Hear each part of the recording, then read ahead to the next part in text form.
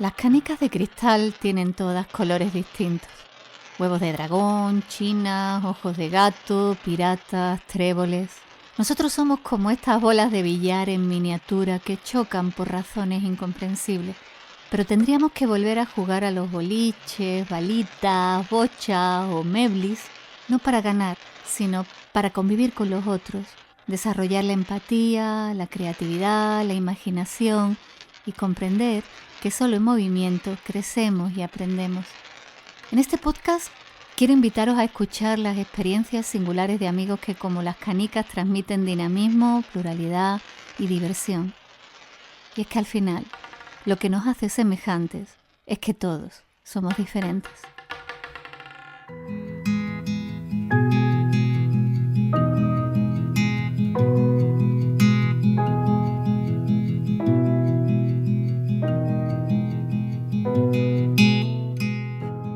La vida es el arte del encuentro, aunque haya tanto desencuentro en la vida, decía Vinícius de Moraes en su Samba da Benção.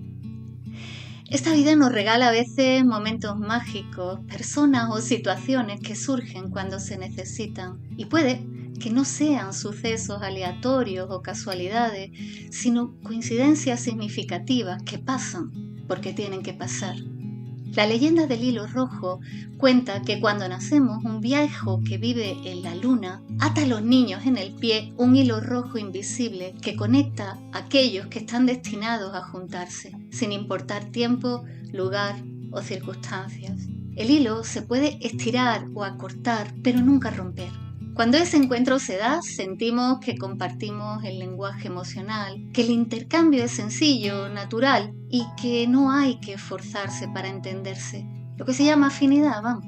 Después se trata de aprovechar las ganas de disfrutar, el entusiasmo de la novedad, la aventura, cruzando el océano y abriendo las puertas de tu casa para recibir a quien te parece conocer de hace tanto.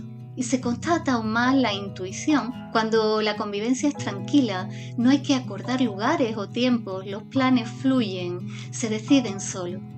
La chica de Buenos Aires llegó a Europa aterrizando en Lisboa, donde yo la esperaba. 1,50 m de genuina diferencia.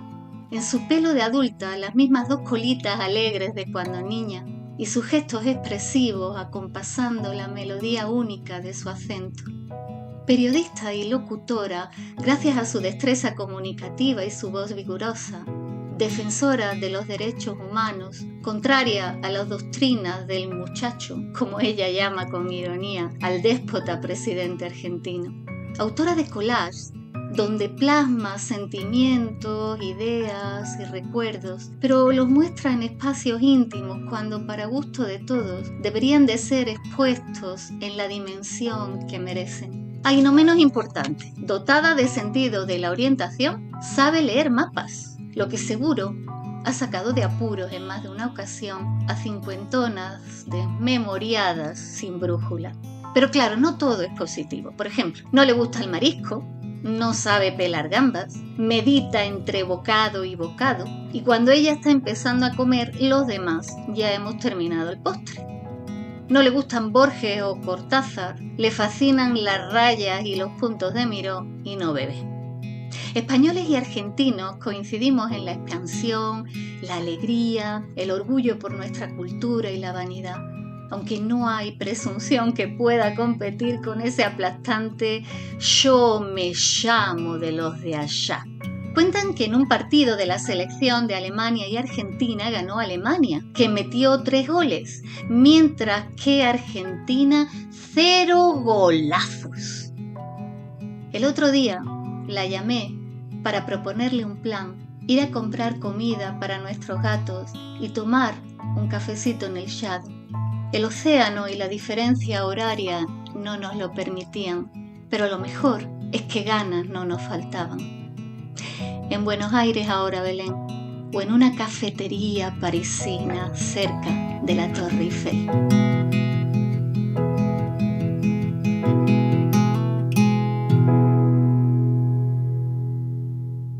Pues hoy está conmigo aquí Belén. Nunca pensamos que llegaría este momento, Belén. Y llegó. Y llegó. Nuestro encuentro fue fortuito, pero al final ha cruzado el charco. Belén es argentina. Con ella aprendí mucho sobre los podcasts y edita este podcast. Bueno, Belén, yo creo que primero te deberías de presentar tú. Cuéntanos a qué te dedicas, bueno, porque si te gusta, qué estás haciendo en estos momentos. Wow, bueno, ¿a qué me dedico? Qué difícil definir a qué me dedico. Soy periodista. Como que con el tiempo aprendí que la primera definición que doy siempre cuando me preguntan a qué me dedico, soy periodista. Uh-huh. Y después viene, soy editora, soy locutora, soy docente. Pero bueno, todo viene desde el comunicar.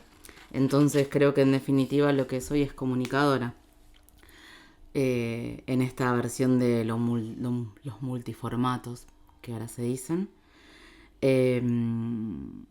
Así que me dedico a eso, a comunicar, sea a través de un medio o a través de, no sé, de una clase, de un encuentro, una capacitación, de encontrarme con un otro, con una otra. Y viene por ahí, creo que es eso, es comunicar. La palabra. Esta voz preciosa que tiene Belén, ¿no? Además de este acento maravilloso. Bueno, Belén, debemos decir que hoy se juntan dos acentos preciosos. Súper musicales. El andaluz y el argentino, ¿no? De eso hablaremos después, dos variedades que han sido infravaloradas con respecto al menos aquí en España, ¿no? Pero bueno, hablaremos de eso después. Bien. Lo agendo. Vale. Y bueno, es la primera vez que cruzas el charco, como decimos aquí en España. No estoy segura si lo decís allí en... Sí, también. Vale. Claro, ahora mismo estás en Lisboa, que es donde más tiempo has pasado, ¿no? Aquí conmigo. Con esta lisboeta adoptada, iba a decir adoptada, pero creo que yo ya soy más lisboeta que algunos lisboetas. Pero también ya has tenido un primer contacto con Madrid y hoy nos vamos a Barcelona. Así es, primer contacto con Madrid. ¿A ti qué impresión te ha dado este primer encuentro con esta Europa del Sur? Con Madrid, que lo charlábamos un poco el otro día, la sensación de haber llegado a un lugar en el que ya había estado. Como cierta comodidad, afinidad. Creo que también lo idiomático aparece un montón como algo para la cercanía. Uh-huh. Y con Lisboa no me dan los ojos la combinación de su geografía de montañas, sierras y agua, porque sea mar o porque sea río, tan cercana, me genera mucha fascinación. Me pasa en Argentina, me ha pasado en otros lugares donde se juntan esas dos geografías y es como... hay algo ahí. Y después toda la construcción, la calidez del lugar. Pero sí entiendo que hay una barrera idiomática. Uh-huh. Más allá de que por ahí se puedan entender algunas cosas del portugués, no se entienden todas. Porque eu non falo portugués. Ni un poquito. Así que ahí aparece algo, pero después sí. Y además, bueno, soy lisboeta por adopción, casi por más días en Lisboa que en otros lados. Recorrer Lisboa con alguien que reside en Lisboa tuvo su magia, que no la hubiera tenido viniendo como turista y nada más. Uh-huh. Porque escapamos de los turistas. Claro, imposible, pero bueno, lo intentamos. Lo intentamos y tuvimos un gran éxito en algunos objetivos. Volviendo a la lengua, es verdad que los portugueses se quejan, en este caso, bueno, sí, los portugueses más que los brasileños, los portugueses se quejan de que los españoles, los hispanos no los entendemos, ¿no? Y que ellos siempre nos entienden a nosotros. Esto principalmente con el portugués de Portugal tiene su explicación, porque el sistema fonético, los sonidos del portugués son bastante complejos con respecto al español, tanto de España como de Hispanoamérica. Y bueno, y no solo por eso, hay otra serie de razones, ¿no? Sociológicas, económicas, pues, diferentes, claro, al contexto americano y al contexto español.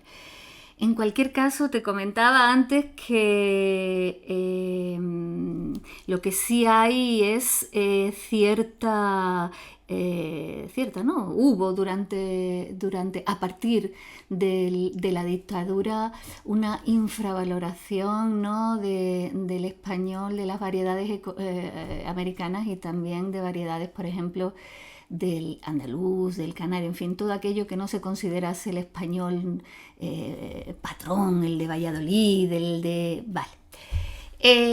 Cuando en realidad el español atlántico es el español más hablado, ¿no? ¿A ti qué te parece? ¿Cómo fue eso? ¿Eso se ha sentido también? O sea, ¿qué relación tienen los hispanoamericanos con el español de España? ¿Qué relación tenemos? Sí, qué visión, qué... Que a veces no se entiende porque hablan muy rápido.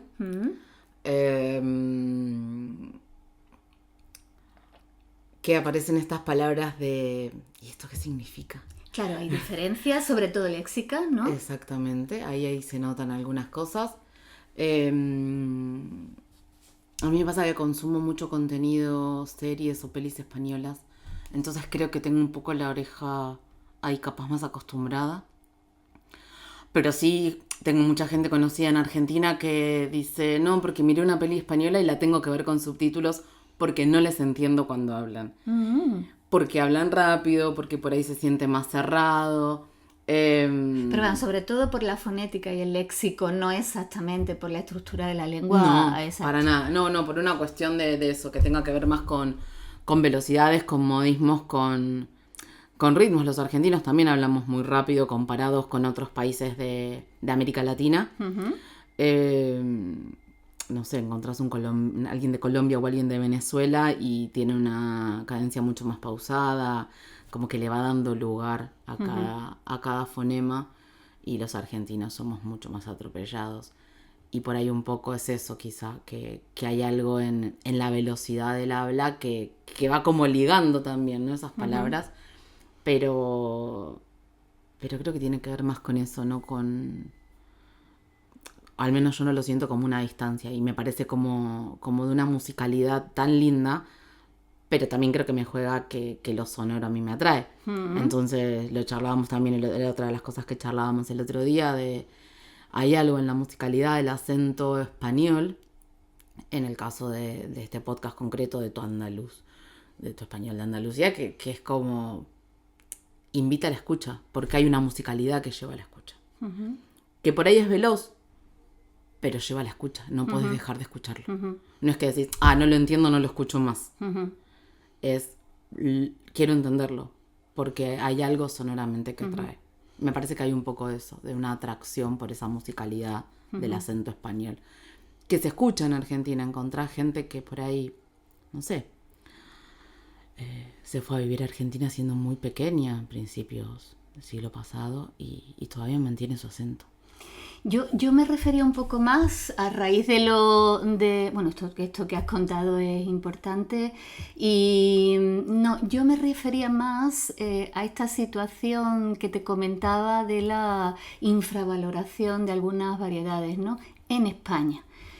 Que afortunadamente ya prácticamente ha desaparecido, ¿no? Por ejemplo, nosotros desde un nivel inicial, en un manual, por ejemplo, que usemos en clase, desde el nivel inicial ya aparece el español de América, para que se tenga la visión de que el español no es España, porque además existe una gran unidad, ¿no? en la lengua entre Hispanoamérica y España en estos momentos, pero como te decía, pues durante la dictadura e incluso años posteriores, porque eso quedó grabado en la memoria histórica, era muy difícil que un mexicano, un argentino, bueno, primero porque no había proximidad, ¿no? O sea, no había tantos mexicanos como españoles en España, pero que diesen, que incluso un canario, un andaluz, que por ejemplo diesen un noticiario en su variedad, ¿no? En la televisión nacional, porque había una infravaloración. Lo que yo te preguntaba es A ver. si en América, ¿qué visión tenéis del español de España o de otras variedades del español dentro de Hispanoamérica? Ahí va, ahí está, Digamos, ahí entendí. sí. Creo que del español de España no está tan instalado como para poder hacer, o al menos yo no lo noto, para poder hacer desde Argentina. Por haber sido antiguos colonizadores y todas estas cosas, ¿no? Sí, pero no es una sonoridad que uno se la encuentre habitualmente, Ujú. como para poder hacer una valoración. No hay una gran... O sea, no es que, no sé, ponemos un canal de noticias y encontramos en un canal de noticias local una sonoridad española. Sí encontramos distintas sonoridades que hay en Argentina. Esto que vos decís, el español de Andalucía, el español de Canarias. Uh-huh. Bueno, allá hay un argentino, o sea, no es lo mismo el argentino de la provincia de Buenos Aires, la sonoridad que tiene, que el argentino de la provincia de Córdoba o de la provincia de Mendoza, que está pegado a la cordillera y a la frontera con Chile. Claro, evidente, sí. Ahora con el tema de la inmigración de otros países de América Latina empieza a haber otras sonoridades de español que la empezás a encontrar en los medios. Uh-huh. Sí, durante un tiempo hubo esta cosa de... La gente de Córdoba tiene un canto muy particular al hablar y había como una tendencia a... Hay que borrar los cantitos, hay que borrar esas identidades sonoras. Uh-huh. Que cada vez menos sucede, enhorabuena. Uh-huh. Pero sí hubo un tiempo, sobre todo en aquellas profesiones donde la voz se usaba, de anulemos las identidades y unifiquemos. No porque vamos a un lenguaje neutro, que es lo que se usa por ahí para doblajes de pelis, pero sí como, bueno, si el conductor va a estar en la provincia de Buenos Aires y tiene una tonada cordobesa, no tiene que sonar a cordobés. Uh-huh. Tiene que sonar a provincia de Buenos Aires. Uh-huh. No sé si va por ahí un poco, pero sí es algo que en cuanto a las variedades de la sonoridad del español, del castellano, estaba muy marcado hace un tiempo y ahora se empezó como a diluir un poco. Entonces se puede escuchar distintas sonoridades Uh-huh. de esa variedad del castellano más allá de donde vengan, y empiezan a aparecer también estas sonoridades. Sobre todo Colombia y Venezuela son dos sonoridades que hay mucho en Argentina. Uh-huh. No sé si por ahí va la respuesta un poco más clara. Sí, claro, lo que tú quieras responder. Pero no lo noto como algo, no sé si tan infravalorado, no sé si es infravalorado o no ya. Y con respecto a los españoles ya en sí, porque ¿qué piensa un argentino del español? Me estaba acordando de Mafalda, nuestra querida Mafalda, donde Quino caracteriza a Manolito, que es de origen español, como el más bruto, el más ambicioso, el más tacaño, porque es descendiente de españoles. No creo que sea una casualidad, ¿no? Nosotros los españoles relacionamos a los argentinos como, hablando de tópicos y de estereotipos, Uh-huh. ¿no? Como los europeos de Hispanoamérica, los más prepotentes, los que más psicoanálisis hacen. Los argentinos y las terapias. Sí, estas terapias, hablábamos de eso el otro día, ¿no? Que aquí está más en boga, más de moda las terapias alternativas y estas no tienen tanto prejuicio como las terapias, digamos, convencionales de psicólogos, y que sin embargo en Argentina es al contrario, ¿no? Bueno, nuestra idea es que un argentino tiene un pelín de prepotencia y que además, sí, por ejemplo, que hace mucho psicoanálisis y que en ese sentido es muy norteamericano, ¿no? Pero vamos, sobre todo está cierto puntito de superioridad. Entonces te pregunto, hablando de estereotipos, ¿qué pensáis sobre los españoles, los argentinos en este caso? Voy a agarrarme un poco de la referencia de Quino. Creo que tiene que ver con el momento en el que eso fue escrito, ¿no? Como como que esta globalización que tenemos hoy no estaba tan presente. Entonces los estereotipos estaban mucho más marcados y había como menos cruce, ¿no? De estas identidades que por ahí hoy pueden convivir un poco más. Me parece que hay un poco de eso. Sí, es como súper claro esto que decís del estereotipo de Manolito. Y así yo recuerdo del el gallego bruto, esa cosa de los chistes de gallegos, esta cosa que siempre sonaba. Pero me pasa eso, que si lo tengo que pensar, me tengo que retrotraer como un montón de años para atrás, muchos. Y por eso como que se me genera esto de asociarlo más a un periodo histórico donde quizá el intercambio cultural no era el mismo que hay hoy, con las nuevas tecnologías, con cierta época donde hubo más posibilidad de viajar, sino que había por ahí más distancia, entonces se construía más el estereotipo en función de alguna referencia que se podía tener a alguien que había venido a ese lugar, a alguna costumbre instalada, algo que se podía ver en alguna película, algo que alguien había tenido la posibilidad de ver al viajar, pero me parece que ya hoy como que esas cosas se empiezan a desdibujar, creo que producto de eso, de globalización y nuevas tecnologías, que queda como en el ideario colectivo esto de el personaje de Mafalda, sí, sin duda. Que queda en el ideario colectivo esto del argentino soberbio, súper psicoanalizado, sin duda. Que algo de eso todavía sigue existiendo, también sin duda. Pero insisto en esto, creo que hay en el marco de la tecnología que existe hoy en día, algo que como que difuminó mucho eso. Y ya no está tan marcada esa diferencia. No sé, ese ratito que yo estuve en Madrid cuando llegué, no sentí que nadie por mi acento argentino me hiciera sentir algo incómodo. No, al contrario. Y tampoco creo que un español que vaya a Argentina lo sienta. Sí, o sea, hay una hermandad en el fondo, ¿no? Claro. Hay un estereotipo, pero no muy marcado. Luego en la realidad hay mucha simpatía, ¿no? Sí, y que cierto prejuicio, insisto en esto, se fue como borrando. Porque hay mucho movimiento, digo, hay mucha gente de España que quizá va a Argentina y se queda y se instala, o mucho argentino que viene y se instala en España. Sí, mucha inmigración argentina, claro, ¿no? De españoles, digo.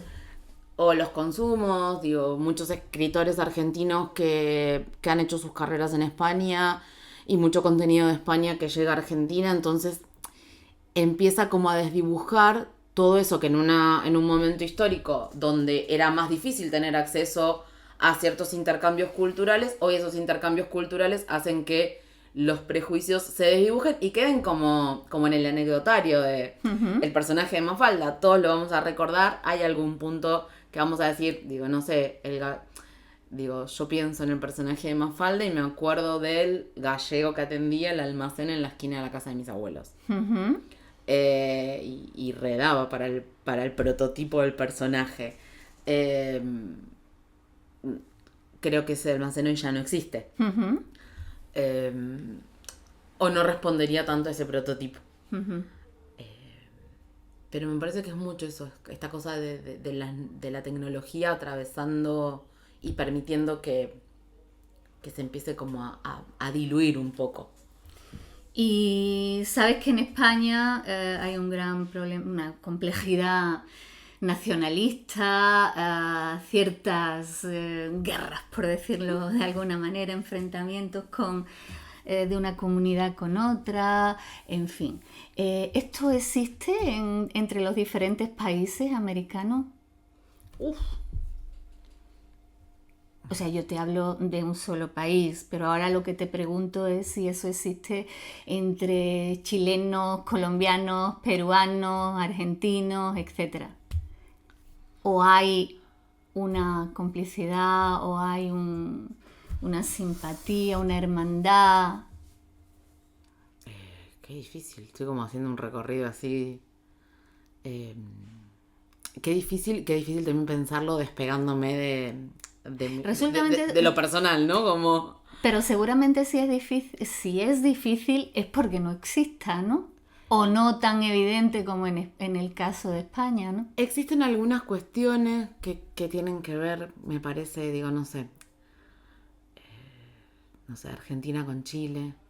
Los países vecinos, Los ¿no? países vecinos. Son, tradicionalmente... Esto de que Uruguay es una provincia más de Argentina, Claro. como cierta cuestión con Chile que data de la época de vaya a saber qué, y todavía se sigue manteniendo, o...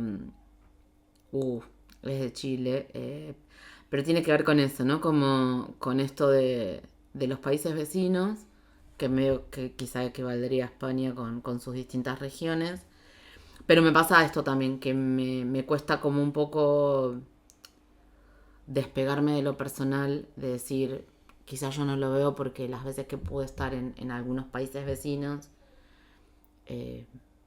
como en mi cabeza eso no cuadra, quizá no es algo a lo que le presto atención, o también sea esto mismo de pasa cada vez menos porque hay mucha comunidad, no sé, de argentinos que viven en Uruguay, de uruguayos que viven en Argentina, Claro. de chilenos que viven en Argentina, como que esto se empezó como a cruzar tanto todo, que me da la sensación de que empieza a pasar, de que puede haber, digo, uno escucha cosas a veces respecto de extranjeros de países vecinos que viven en Argentina, incluso hasta lo llega a escuchar en los medios, y que, o sea, a mí en la cabeza no me puede entrar como se dicen ciertas cosas, o a leer en los comentarios de lectores de los medios o en las redes.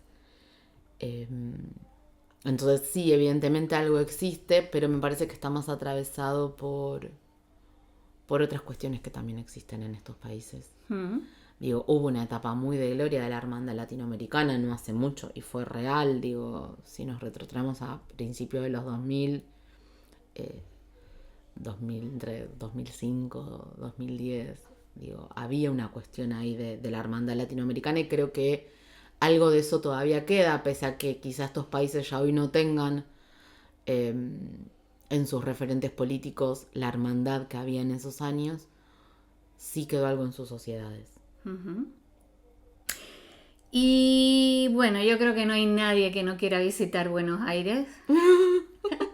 Entre ellas yo. Muy bien, ahí te vamos a estar esperando. Eso. Pero como adelanto, cuéntame, ¿qué es vivir en Buenos Aires? Después hablamos de Milei, ¿eh? Pero ahora... Podemos no hablar ahora del quiero muchacho y está todo bien. El muchacho le llama a ella. Pero, ¿qué es lo que te gusta? Porque sé que te gusta vivir en Buenos Aires, ¿no? Mira, yo me acuerdo, yo va a ser 19 años que vivo en Buenos Aires. Me acuerdo que, o sea, soy de un pueblo que está a 15 kilómetros de una ciudad en el sur de la provincia de Buenos Aires. El pueblo se llama General Serri y la ciudad se llama Bahía Blanca. Me fui a Buenos Aires a hacer un curso. Había terminado de estudiar hacía poco, me ofrecieron trabajo y me quedé. Y siempre en mi cabeza había dicho, nunca voy a vivir en Buenos Aires, nunca voy a estudiar locución, nunca voy a trabajar para medios audiovisuales. Las tres cosas sucedieron. Me fui a vivir a Buenos Aires, no me imagino viviendo en otro lugar hoy en día. Estudié locución y de a poco me voy amigando más con la carrera. Hice trabajo para audiovisual y no morí en el intento. Así que la moraleja es que él nunca va a suceder, no lo digo más. Y Buenos Aires tiene esa cosa cosmopolita que tienen las grandes ciudades, las grandes capitales. Tiene esta... Por ahí, para los que venimos de ciudades chicas y bastante cerradas, esta libertad de... Podés ponerte una flor en la cabeza y nadie va a estar pendiente de tu flor en la cabeza, que me parece que es algo que pasa en todas las grandes ciudades. Tiene lo que quieras. Tenés ganas de ir al teatro, vas a encontrar teatro de toda la variedad, calidad y opciones que se te ocurran. Querés escuchar un recital y vas a encontrar desde un recital en un teatro increíble hasta un lugar súper chiquitito con unos músicos de la hostia. Tiene un montón de proyectos culturales, comunitarios o alternativos que para los que venimos como de esa formación, también te da la posibilidad de encontrar más, valga la redundancia, más alternativas de cosas para hacer, de proyectos en los que participar. Creo que tiene eso, todo lo de las grandes ciudades, y también esta cuestión de muy cerca todo, o muy al alcance de la mano todo, sea que, no sé, que elegís escaparte un fin de semana para desconectarte, sea que tenés ganas de conocer algo distinto, sea que tenés la posibilidad de hacer un viaje, o sea, no tenés que pensar en ir a otro lugar, está todo ahí. Tenés mucha historia, mucha oferta de todo. O sea, creo que responde a todo lo que decía al principio, a todo lo que tiene una capital en cualquier lugar del mundo, con sus miserias como las debe haber en todos lados. No sé, a mí me pasó que la gente en situación de calle en Buenos Aires, las cosas que se ven en Buenos Aires, en Europa no pasan. Y creías tú, porque luego las has visto, ¿no? No es lo que creía yo. Yo no había venido nunca a Europa. O sea, mis únicos viajes fuera de Argentina habían sido todos dentro de América Latina. Y hay una cosa, quizá tenga que ver con esta cosa de la soberbia argentina, o esta cosa hasta despectiva que termina teniendo el argentino por su propio país, de esto en Europa no pasa. En Europa no se ve gente en situación de calle, en Europa no esto, en Europa no lo otro. Y claro, los que no tuvimos la posibilidad de hacer ese viaje, decimos, bueno, debe ser así. Porque si te lo cuenta tanta gente y tan convencida, vos crees que, bueno, hay cosas que suceden solo en tu país, y que en una gran ciudad como Buenos Aires esas realidades están mucho más a la vista, porque es una gran ciudad y porque hay toda una situación también actual sociopolítica en Argentina que hace que ciertas cosas se vean más que en otros momentos. Pero, no sé, yo llegué y no habían pasado 24 horas que estaba en Madrid, que es una capital mundial, que es Europa, que bla, bla, bla. Y vi gente en situación de calle. O sea, había un montón de esas cosas que el argentino viene y te dice, en Europa esto no pasa, porque además con esa voz así como despectiva incluso. No sé, yo en 24 horas las había visto. Claro.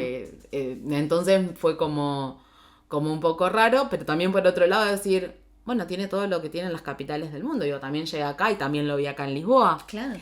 Las grandes capitales se concentra todo eso, ¿no? Entonces eso también lo tiene Buenos Aires.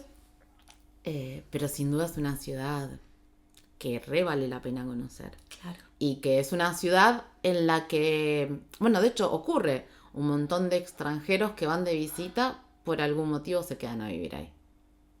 Claro, seguramente. Y te quería preguntar sobre personas del mundo cultural, ¿no? Dentro de lo literario, artístico en general, que te gusten a ti, porque lo que más conocemos aquí, o al menos yo, escritores como Borges, Cortázar, Bioy Casares, ¿no? Que son nuestras referencias argentinas dentro del mundo literario. Háblanos un poquito más, porque ya hemos hablado que a ti Borges no te gusta mucho. No. Qué difícil es decir eso. Ajá. No, y Cortázar me cuesta también. Me gustan sus cosas cortas, sus cuentos, pero a nivel largo. Creo que también ahí aparece algo que a mí me cuestan las cosas largas, pero mientras te escuchaba hacer la pregunta empezaba a notar como algunos nombres de quizá quienes para mí son así como mis referentes en lo literario. Y cuando los escribía pensaba, bueno, pero de estos autores yo he leído textos largos. No he leído solo sus textos cortos. Y los leería una y mil veces. Algunos de ellos los he leído 2 o 3 veces. Los textos largos. Entonces digo, no, claro, no es que no leo a Borges porque no quiero leer textos largos. Evidentemente hay algo en su escritura que no me termina de interpelar. Si tengo que pensar en escritores que para mí son de cabecera, que miro mi biblioteca y hay un estante para cada uno y están todos sus libritos así ordenados. Rodolfo Walsh para mí es así como un escritor de cabecera, creo que también tiene que ver un poco con la profesión. Rodolfo Walsh era periodista, fue víctima de la dictadura cívico-militar y tiene textos largos y textos cortos hacia esto de estos textos de no ficción, estas crónicas periodísticas noveladas. No sé, para mí en lo personal es así como primero en la lista. Ujú.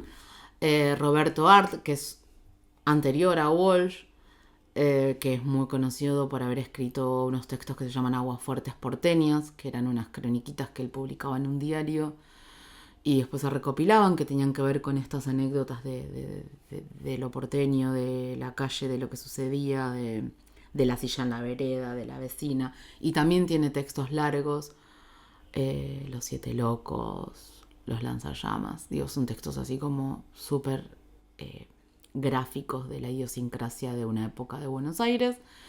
Me parece que Art también es otro iluminado, un tipo con muy poca formación, que vivió muy pocos años lamentablemente, pero que en sus pocos años dejó una obra literaria increíble.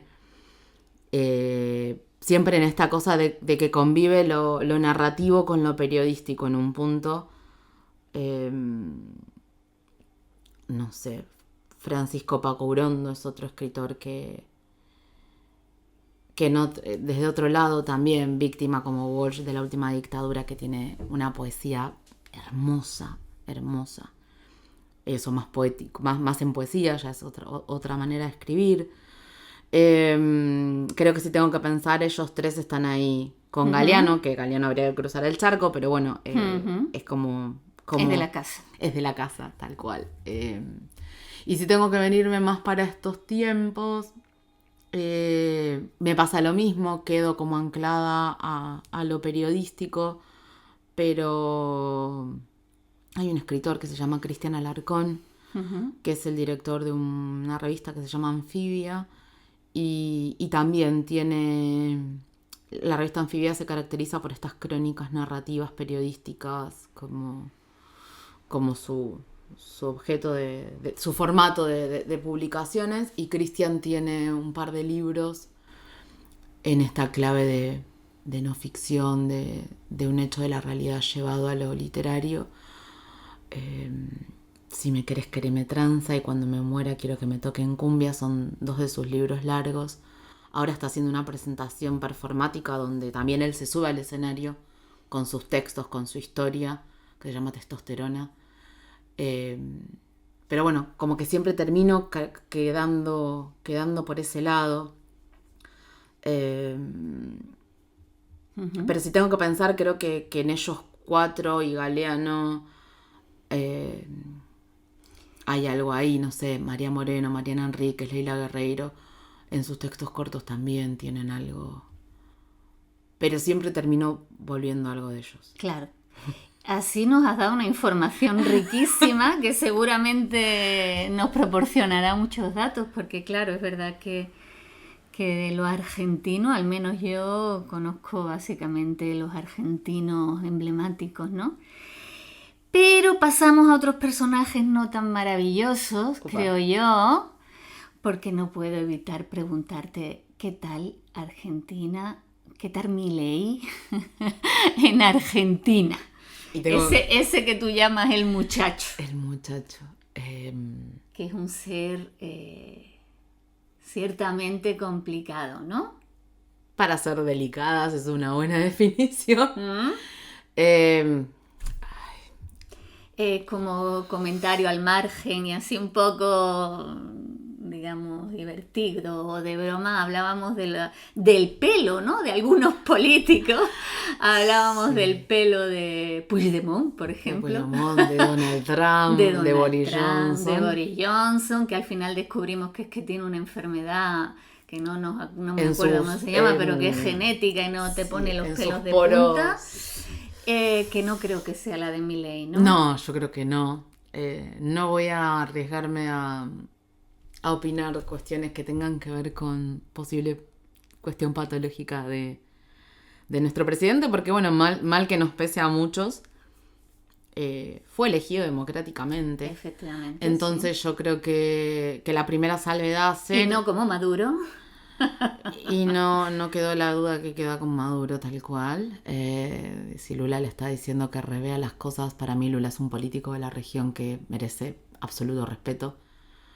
Porque se ha bancado cosas que pocos políticos de la región se bancaron, estuvo preso, tiene una historia cuesta y volvió a ser presidente de Brasil con mucho respeto.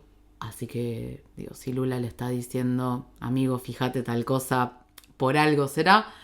Pero bueno, este muchacho fue electo democráticamente, también por algo sucedió. Yo creo que hay una cuestión lo charlamos mucho con amigos y amigas y gente más grande también, ¿no? Que ya ha pasado por ahí otras, no sé, yo la dictadura no la viví, nací cuando la dictadura estaba en sus últimos años. La crisis del 2001 la viví en cuerpito ahí presente, o sea, la recuerdo totalmente clara, estuve en la plaza de la ciudad donde vivía, que fue otra de las crisis grandes que hubo, con mucho saldo de muertos, muy, muy violento todo. Pero bueno, más allá de las crisis que hayamos vivido, una de las cosas que charlamos es, bueno, por algo este muchacho ganó. Sí. Está esta cosa del peronismo y el antiperonismo muy marcado en la Argentina. Esta cosa de que los argentinos decimos en Argentina se aburre el que quiere, porque basta abrir un periódico, una página web y es como otra vez, ahora pasó esto. Y bueno, así todo el tiempo. Pero bueno, la realidad es esa, este muchacho ganó por poco margen, pero ganó. Claro. Con poca participación, o sea, hubo una gran ausencia de gente a votar, pero ganó. Muchos lo veíamos como posible, incluso antes de las PASO. Yo recuerdo que tuve un episodio en abril del año pasado, en la calle, por llevar un pañuelo verde, que es el pañuelo en defensa del acceso al aborto en la Argentina, con un votante de Milei que durante una cuadra me insultó de arriba abajo. 23 de abril del 2023. Insultándome con un discurso súper incoherente. Y para mí ese día fue la bisagra de decir, Milei va a ganar. Sí. Porque fue durante 100 metros, una persona insultándome en plena mañana, con un montón de gente en la calle, nadie haciendo nada. Y decir, esto es lo que está sucediendo. Veníamos de un montón de gente que pasaba estas situaciones de violencia. Había sido el intento de magnicidio de Cristina Fernández. Como mucha violencia en lo cercano, en lo cotidiano y en lo institucional. Y claramente no iba a terminar bien. Claro. Y la realidad es que Milei tiene un discurso que promueve la violencia. Incluso ahora mismo está sucediendo con legisladores de su propio partido. Que están, por no decir lo que desde el círculo cercano o cerrado al presidente se espera, están siendo víctimas de violencia, de hostigamientos, de acusaciones. Entonces claramente es como el modus operandi de la gestión. La verdad absoluta desde un lugar violento, pero como sea, ganó en las urnas. Claro, su triunfo es democrático. Claro. Las cosas uno sale a la calle y se da cuenta que las cosas no están bien. Los aumentos en los servicios, el desfinanciamiento del Estado, la destrucción de la salud, la educación, los medios públicos, cosas que en Argentina eran muy fuertes y muy reconocidas a nivel mundial, ni hablar lo que es política de derechos humanos, está como quedando totalmente de lado. Y está quedando totalmente de lado algo que es importante para toda la sociedad, porque alguien me puede decir, bueno, pero los derechos humanos no le interesan a todo el mundo. Ok, está bien, cada uno tendrá sus sus prioridades. Para mí es algo prioritario, sobre todo por la historia que tiene Argentina, pero bueno, puedo entender que haya gente que me diga, no, Belén, hay cosas más importantes. Genial, la salud y la educación son más importantes. Está desfinanciándolas, o sea, las universidades están sin presupuesto, los hospitales públicos se caen a pedazos, ciertas políticas sanitarias que tenían que ver con que, no sé, los jubilados puedan acceder a medicaciones, pacientes con tratamientos crónicos puedan acceder de manera gratuita o más económica a sus tratamientos que necesitan para sobrevivir, básicamente. No estamos hablando de, me duele la cabeza y no me puedo comprar una aspirina. Estamos hablando de tengo que tomar una medicación de por vida porque... Para enfermedades graves, ¿no? Porque si no la tomo, el riesgo es perder la vida. Bueno, esas cosas no están sucediendo y claramente hay una decisión del Estado, más allá de que él, cuando lo escuchás hablar, pareciera que no es parte del Estado. Bueno, señor, mal que le pese, es parte del Estado porque hay 3 poderes y usted es parte del Ejecutivo. Porque lo escuchás hablar y el poder ejecutivo, el legislativo y el judicial. ¿Y usted en qué poder está? Porque si es presidente, es parte del Ejecutivo. Bueno, él como parte del Estado, hay cosas que no las está contemplando, pero claramente lo planteó siempre. O sea, si hay algo que no se le puede discutir al muchacho es la coherencia entre su discurso de campaña y su acción ahora. Creo que lo preocupante es que la sociedad todavía no haya reaccionado, o no termine de reaccionar, o no lo sé. Y que la oposición tampoco. Entonces es como, estamos a la buena de Dios, o sea, a la deriva. Pero es eso, es súper incierto lo que va a ocurrir. Pero bueno, también es esto. Ganó.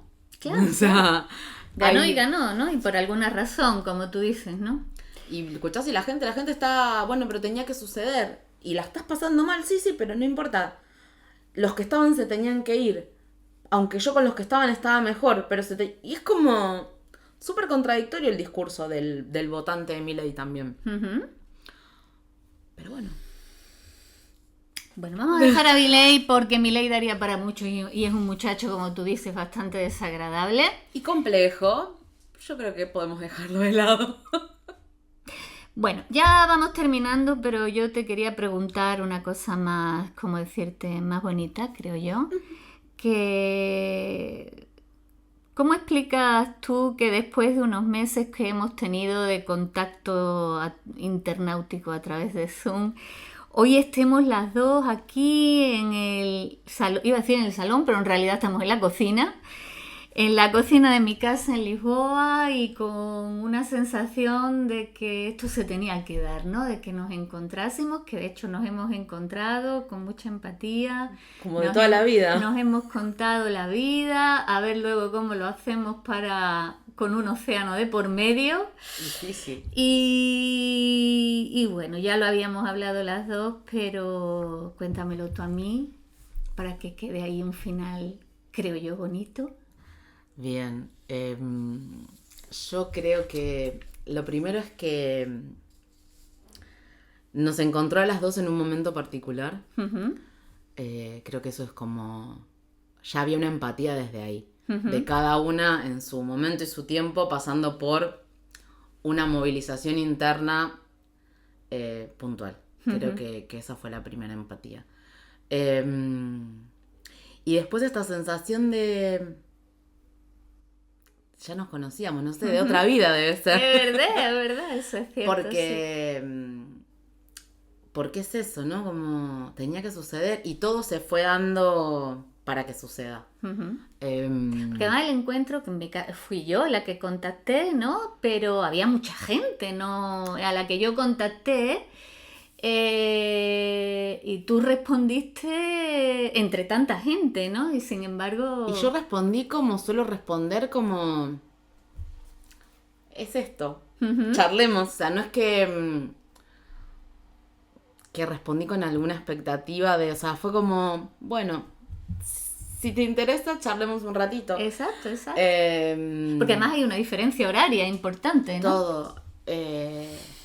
Entonces creo que también esas son las cosas que confirman que no sé, eso, o es otra vida, o es energía, o es empatía, o desconozco cuál es la teoría que entra en todo esto, pero que es eso, que hay gente que se tiene que cruzar en la vida, y se fueron dando todas las condiciones para que hoy podamos estar sentadas en la cocina de tu casa en Lisboa, y no haciendo esta entrevista por Zoom.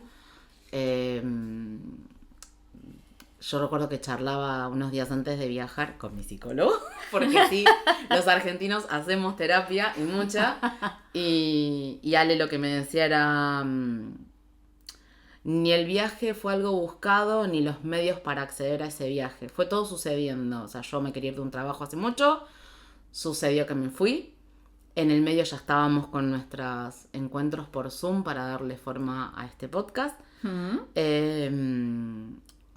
Medio como en chiste salió esto de ¿por qué no te venís? Bueno, el quedarme sin trabajo en ese momento, bla. Y claro, y todo fue diciendo, che, o sea, ¿qué otra cosa falta para de...? Claro. Puede suceder. Está bien, yo después conseguí un trabajo de menos horas y lo primero que dije fue, yo tengo planeado entre julio y agosto un viaje. Sí. Y lo único que me dijeron fue, ¿volvés? Sí. Ah, bueno, listo, lo administrativo lo resolvemos. Y fue como, bueno. Pues entonces joder, ¿qué falta, eh? Joder, dirían ustedes. Ya está. Claro. Vos tenías las vacaciones. Era como que todo iba diciendo, esto tiene que ser. Y creo que fue todo eso. Fue porque fue llegar a Madrid y súper familiar. Fue encontrarte y fue la sensación de... Más que un gusto es cuánto hace que no nos vemos. Sí, cierto. Como fue muy curioso familiar. Porque no nos conocíamos, era como una cita ciega casi, ¿no? Y fue todo lo contrario. Así que mi sensación es esa, de hay cosas que tienen que suceder y además eso, todo iba marcando de que tenía que suceder. Cierto. Y enhorabuena que haya sucedido. Sí, ayer comentábamos una noticia de la prensa del corazón, pero que ocurren casualidades en la vida terribles, ¿no? Pero también ocurren buenas, ¿no? Esa es la vida, ¿no? Que está bueno, porque ahí uno ve el equilibrio. Es decir, bueno... Sí, ¿no? Exactamente. Pues... Sí, yo creo que es eso, que tiene que ver con que hay gente que se tiene que cruzar. Cierto. Y eso, yo me acuerdo que Ale me decía, o sea, ¿qué otra señal necesitas? O sea, nada está... Y yo cuando te vi en el aeropuerto, exactamente, ¿no? Era como si fuese a recoger a una amiga de toda la vida, sí. ¿No? Y... Bueno, esto lo dejamos aquí como testimonio de lo que sucedió. De lo que sucedió y que mantenemos aquí en el grabado, ¿no? Para que no se nos olvide. Queda registrado. Queda registrado. Y 2 preguntitas que hago siempre, tú lo sabes porque tú editas el podcast, o sea que tú... ¿De qué color sería tu canica? Esa era la que tenía pensada y me acuerdo que... Sí, porque quede claro que el resto de las preguntas ni las había visto. No quería. Como buena comunicadora a pelo, ¿no? Es que es muy difícil para alguien, o sea, estar de este lado. Es como, ay, ¿qué decimos? ¿En qué metemos la pata? Pero bueno, volviendo a qué color de canica, me acuerdo que en casa de mis abuelos había un frasco con canicas. Y había unas que tenían como cada laminita de esas que están dentro de un color distinto. Y siempre fueron las que más me gustaron, esas cosas como la cosa multicolor, ¿no? Como que no haya un color solo. De hecho, bueno, yo soy medio así. Como puedo pasar de estar vestida totalmente de negro a tener un pantalón verde, zapatillas violetas y un vestido amarillo y un pañuelo naranja y así, como lo multicolor me parece que enriquece un montón. Muy bien. Y claro, la otra pregunta, que es más difícil, seguro que le resulta difícil a todo el mundo, ¿qué te hace singular? ¿Qué me hace singular? Creo que un poco eso de lo multicolor trasladado a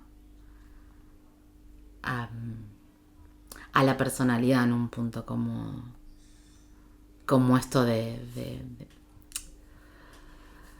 poder ir como girando y que cada color vaya como conviviendo en distintas situaciones, como esta cosa versátil. Me parece que hay algo ahí en la versatilidad, algo en el disfrutar de la escucha. como, no sé si es un defecto profesional o personal, pero como el disfrutar mucho de la escucha del otro. Es cierto, porque yo te lo he dicho así, ¿no? Claro que hemos aprovechado estos días, yo soy más bien lo contrario. Escucho, pero sobre todo hablo. Lo suelto todo. Entonces te decía estos días, oye, que yo te lo estoy contando todo y tú no me estás contando nada. Sí me ha contado, pero no tanto como yo a ti.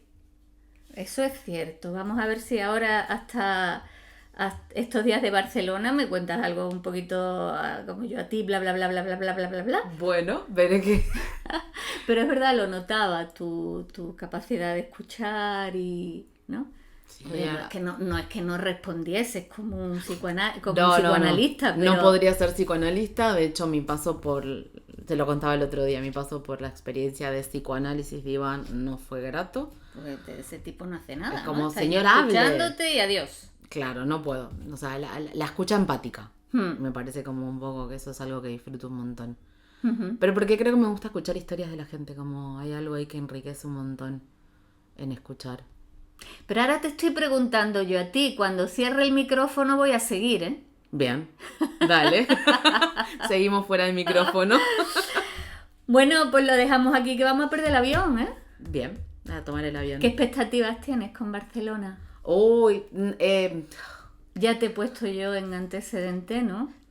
tengo un montón de referencias de Barcelona. Tengo un amigo que me estaba diciendo como, te va a encantar. Vos me contaste algunas cosas y yo estoy como con una sensación de... No sé si es lo que más me va a gustar. Anda. Pero bueno, no lo sé, después te contaré. Bueno. O sea, en Madrid me sentí como si hubiera estado siempre. En Lisboa estoy como que me llevo... Bueno, debemos decir Mil que imágenes. casi la mato y casi me mata ella a mí, porque es verdad que ella es más joven. Y Tampoco tanto. bueno, mujer, pero sí, ha hecho calor y hemos ido a todos sitios, a todos. Incluso te ha tocado un terremoto, Es verdad, para hacerla completa. Tuvimos un porque terremoto. Lisboa es una ciudad sísmica y antes de ayer fue, ¿no? Tuvimos un terremoto de cierta importancia. Sí, el 26 de agosto. Eso, 5 de la mañana. que no estuvo nada mal, porque quiero decir nada mal, estuvo mal, pero que dio para notarse, ¿no? Sí. Y se basta con experiencia de terremoto. Completo. Completísimo, pero vamos, ahí se quedó porque yo hubo un momento que pensé, Dios mío, que esta no vuelve a Argentina. Pero por ahora vuelvo. O sea, hay que ver qué sucede en lo que queda. Pero bueno, eso, me voy de Lisboa con inundada de imágenes. Qué bien. Muy que bien. después veré cómo las bajo. Pero con Barcelona es eso. No lo sé. Te va a gustar, yo estoy convencida. No, yo creo que sí me va a gustar.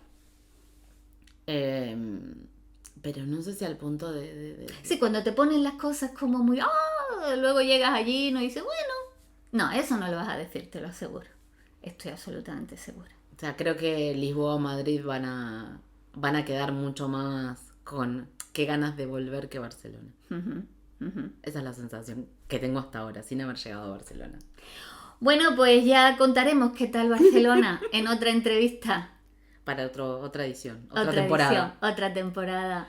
Gracias, guapetona. Muchas gracias. Qué bien. Chao, chao, nos vamos a Barcelona.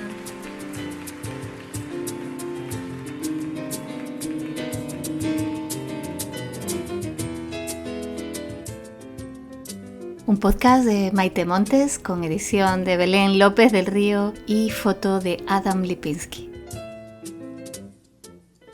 Yo adivino el parpadeo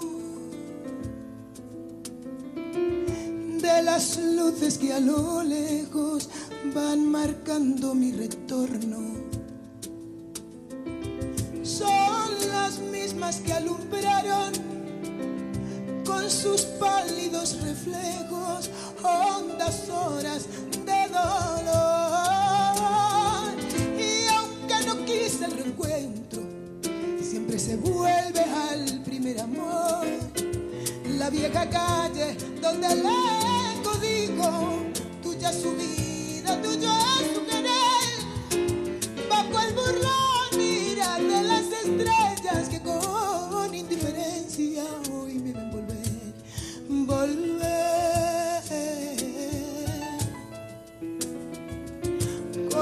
frente marchita y las nieves del tiempo plateando mi sien.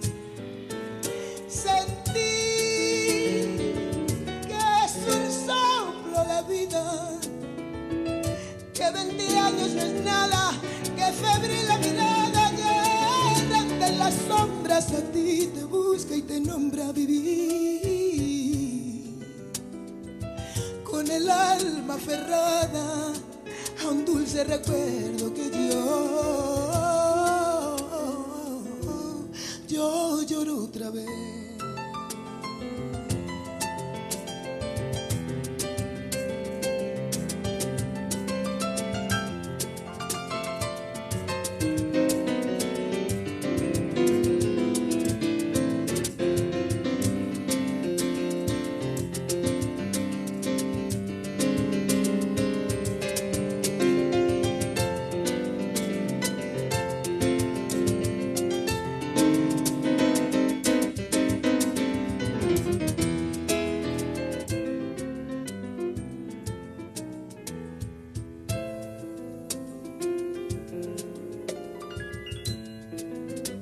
Yo siento mucho miedo del reencuentro con el pasado que vuelve a enfrentarse con mi vida. Tengo miedo de las noches que pobladas de recuerdos encadenan mi soñar.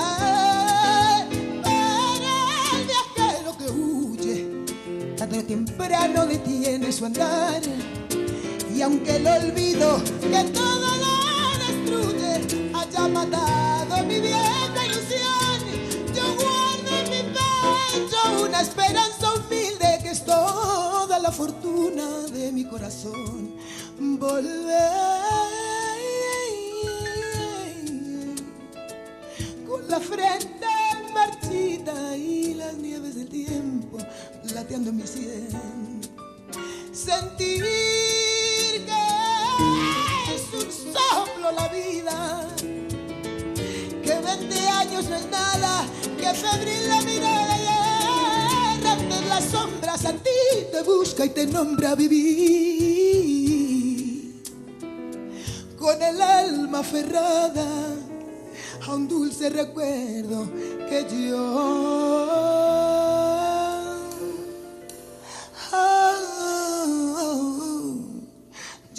lloro otra vez y otra vez y otra vez y otra vez.